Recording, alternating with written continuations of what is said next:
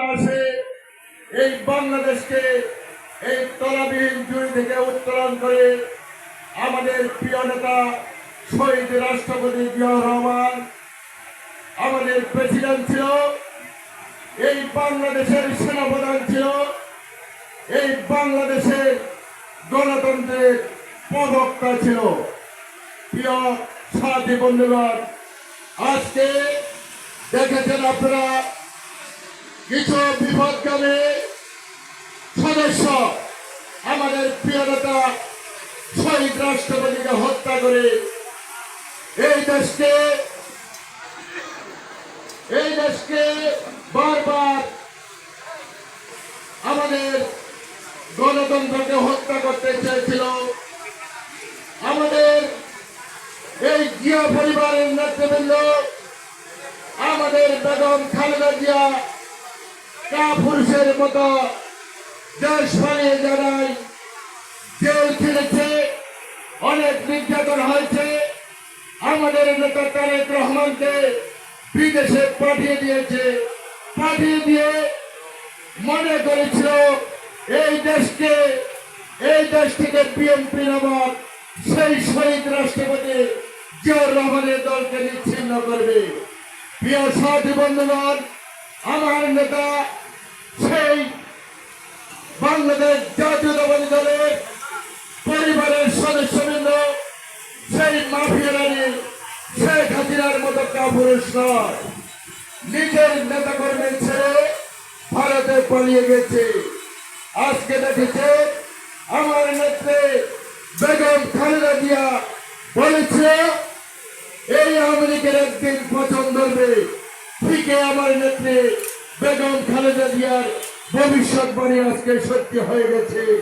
আজকে আমেরিকার নাম ধরলে মানুষ থতরে। আজকে আমেরিকার নিশানা বাংলাদেশে নাই এবং ভবিষ্যৎও থাকবে না। আমার নেতা শহীদ রাষ্ট্রপতি জিয়াউর রহমান খাল খনন করে এই দেশের মানুষের মুক্তির কথা চিন্তা করে খাল খনন করেছে। আমার নেতা শহীদ রাষ্ট্রপতি জিয়াউর রহমান এই দেশে কুটির শিল্প বানিয়ে মানুষের রুটি রোজগারের ব্যবস্থা করে দিয়েছে। আমি 19 সালে সৌদি আরব রমনা করার জন্য গিয়েছিলাম। সেইখানে আরবিরা বলে জিয়া গাছ, সেখানে আমার নেতা কিছু গাছ রোপণ করেছিল, নিম গাছ। সেই নিম গাছ আজকে বিশ্বের দরবারে সৌদি আরবে সেইখানে জিয়া গাছ হিসাবে পরিচিত।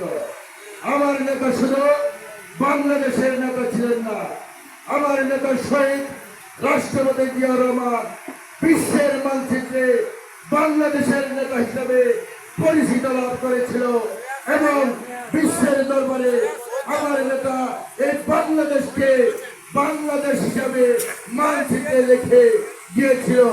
সংগ্রামী সাথী বন্ধুগণ, বক্তব্য অনেক আমাদের নেতৃবৃন্দ দিয়েছে, আমাদের আরো নেতৃবৃন্দ আছে। আমাদের বক্তব্য পরে হবে আমাদের শহীদ রাষ্ট্রপতি জিয়াউর রহমানকে আল্লাহ যেন বেহেশতের উচ্চ মাকাম দান করে। আর একটা দেখছেন আমরা গত 17 বছর সেই জিয়াউর রহমানের আমরা সৈনিক যারা ছিলাম মাঠে ঘাটে, আমরা কেউ পালাই নাই, আমরা মাঠে ঘাটে ছিলাম। আমরা যেভাবে পারি জেল খেলেছি, মাঠে ছিলাম, আমরা যুদ্ধ করেছি, আমেরিকার নির্যাতন শিকার হয়েছে। কিন্তু এই শেখ হাসিনা এই কাপুরুষের দল মাফিয়া রানী 45 মিনিটে দেশ ত্যাগে বাধ্য হয়েছে। আগামীতে আমার নেতা তারেক রহমান বলেছে একটা স্লোগান, দিল্লি নয়, পিন্ডি নয় কোনো আরেক দেশ, সবার আগে বাংলাদেশ। সংগ্রামী সাথী বন্ধুগণ, আগামী ডিসেম্বরে নির্বাচন দিতে হবে। আমরা নির্বাচনের জন্য সকল আন্দোলন সংগ্রামে ঐক্যবদ্ধ থাকে। এই পেশিদের বিদায় করে আমাদের জিয়া পরিবারকে ক্ষমতা এনে তারপরে আমরা ক্ষমতা দিব। ধন্যবাদ সবাইকে। আসসালামু আলাইকুম। মৃত্যুঞ্জয়ী বিএনপি নেতা জনাব আবুল হোসেন চেয়ারম্যানকে বক্তব্য রাখার জন্য অনুরোধ করছেন।